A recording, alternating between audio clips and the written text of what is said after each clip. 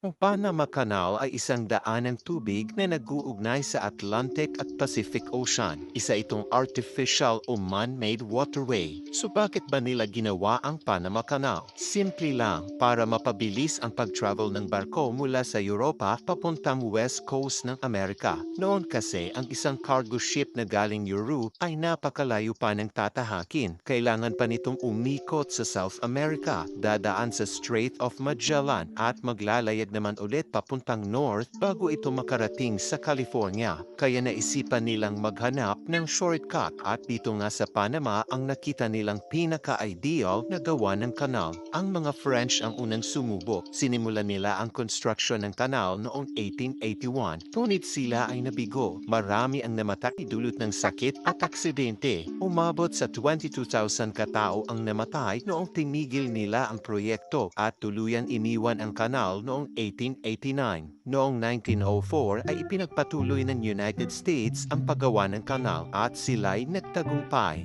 Unang binuksan ang kanal noong August 1914. Umabot sa 5,600 na manggagawa ng US ang namatay during the construction of the canal. Sa haba nitong halos 82 kilometers sa pagitan ng dalawang karagatan, naging mahalagang instrumento ang kanal sa global maritime transportation. Kung noon ay umaabot ng buwan o lampas pa ang pagtawid mula Atlantic to Pacific Ocean, ngayon kung dito dadaan sa Panama Canal ay nagiging 8 to 10 hours na lamang. Dahil dito nakakatipid ang mga barko sa oras, gasolina at gastos at mas mabilis na naihahatid ang mga produkto. Mula 1914 hanggang 1979, ang Panama Canal ay ganap na kontrolado ng United States. Ngunit noong December 31, 1999, opisyal na ibinigay ng US sa gobyerno ng Panama ang kontrol sa Panama Canal. Mahalaga ang Panama Canal sa United States kasi 40% ng US container ships ay dumadaan dito at ang US ang number one user ng Panama Canal in terms of dami ng cargo na dumadaan sa kanal. Pangalawa lamang ang China. Bukod dito, ang seguridad at maaasahang operasyon ng Panama Canal ay may malaking epekto sa national security, defense capabilities, diplomatic relations at logistical resilience ng Amerika. Kaya naman nang opisyal na sumali ang Panama sa Belt and Road Initiative ng China o BRI noong November 2017, nagdulot ito ng pangamba sa United States.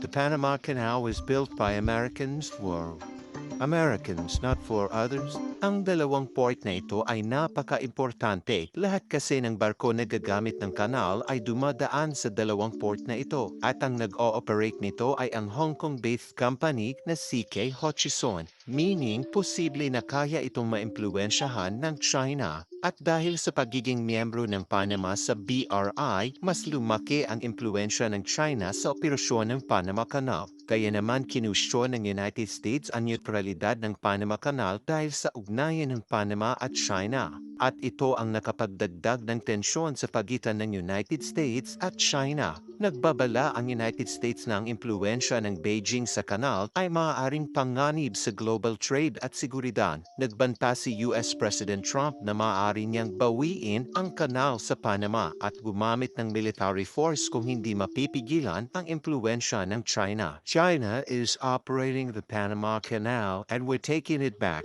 Samantala, itinanggi ni Panama President Jose Raul Molino ang claims ni Trump, ngunit gumawa rin siya ng hakbang upang mapanatiling maayos ang relasyon sa US. Bilang hakbang ng US na makuha ulit ang impluensya sa Panama Canal, nagkaroon ng kasunduan ang Panama at US. Nagpadala ng mga sundalo ang US at nakuha nila ang tatlong military base na ito malapit sa kanal. Bagamat malaki at investments ng China sa ports, pinili ng gobyerno ng Panama na mag-withdraw sa Belt and Road Initiative ng China nitong February para matapos na ang pressure na ibinibigay ng United States sa Panama. Sa ngayon, ang US ang nagwagi sa gawa ng impluensya sa Panama Canal, ngunit alam nating naghihintay lang ang China ng magandang pagkakataon upang muling sumunggab. Mga kaasam, kung nagustuhan niyo po ang video natin